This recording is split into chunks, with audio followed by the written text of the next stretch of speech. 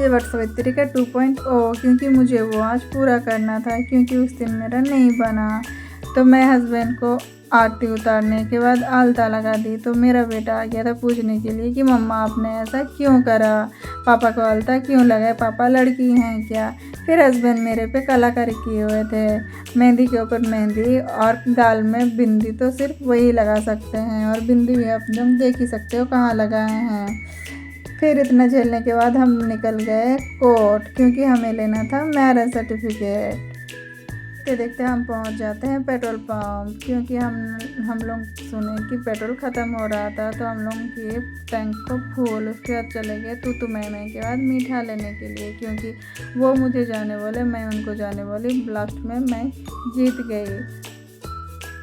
उसके बाद मैं मम्मी को कॉल की थी कि आ जाओ रोड तक उसको लेने के लिए, मेरा बेटा को। फिर उसको ना चाहते हुए उसको जाना पड़ा क्योंकि हम लोग जहाँ जा रहे थे वहाँ पे सिर्फ और सिर्फ धूप था, जिधर देखो उधर सिर्फ धूप ही धूप था। तो मैं नहीं चाहती कि मेरा जैसा मेरा बेटा भी झेले।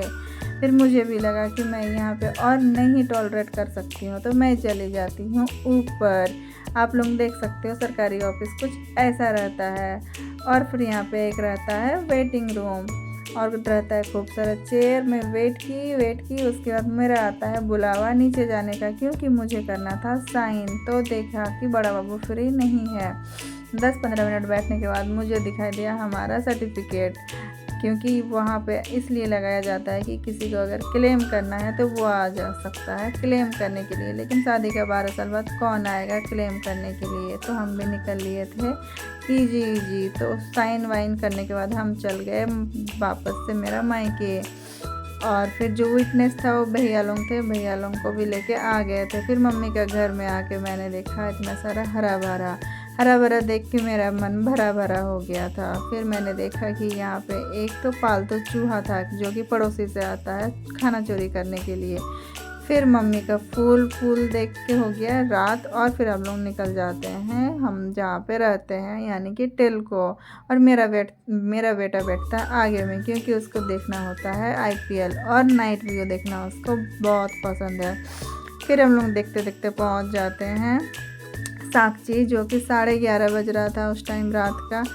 और फिर इतना चहल पहल था मानो कि 8 या 9 बज रहा हो। और फिर मेरा मन में भी डर पैदा हो गया था क्योंकि ऐसा इंसिडेंट मैंने पहले देख चुकी हूँ।